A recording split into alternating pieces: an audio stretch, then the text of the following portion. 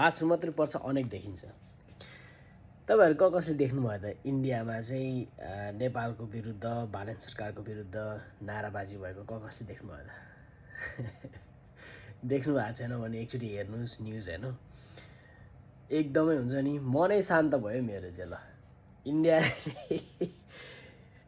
हुन त यो नेपाल विरुद्ध हो, बालन सरकार विरुद्ध नेपाल विरुद्धको नारा जुलुस थियो होइन, तर यो हालसालै जुन चाहिँ 100 रुपियाँ नेपाली 100 रुपियाँभन्दा माथिको चाहिँ इन्डियाबाट केही पनि कुरा इम्पोर्ट गर्दाखेरि ट्याक्स भर्नुपर्ने रुल्स गभर्मेन्टले लिएर आयो।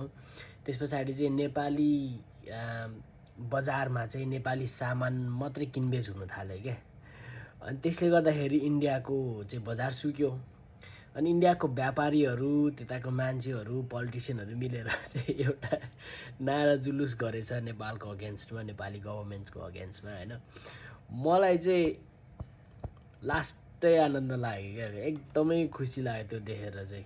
किनभने if any one tries to pull you down that means you are going up. So well done Nepali गभर्मेन्टलाई, नेपाललाई पनि एटलिस्ट अब चाहिँ नेपालले केही गर्दैछ, एटलिस्ट नेपाली बजारमा नेपाली सामान बिक्दैछ, नेपाली सामान किनिँदैछ र नेपाली कृषकहरूलाई प्रोत्साहन मिल्दैछ र नेपाली र कन्ज्युमरहरू पनि क्या जसले किनिराख्नु भएको छ, खाइराख्नु भएको छ सागसब्जीदेखि फलफुलहरू, उहाँहरूलाई पनि त स्वास्थ्यको आधारमा पनि त धेरै राम्रो हो नि त होइन र हो। त्यही भएर हामी सबैलाई नै एकदम राम्रो भइरहेछ, सबैलाई बधाई छ। अनि यो नेपालको अगेन्स्टमा इन्डियामा चाहिँ जुलुस देख्दाखेरि चाहिँ खाइ नभएको जात्रा हाँडी गाउँ भने जतिकै भयो क्या यो चाहिँ होइन। त्यही भएर मैले सुरुमा भनेको बाँच्नु मात्रै पर्छ अनेक देखिँदो रहेछ।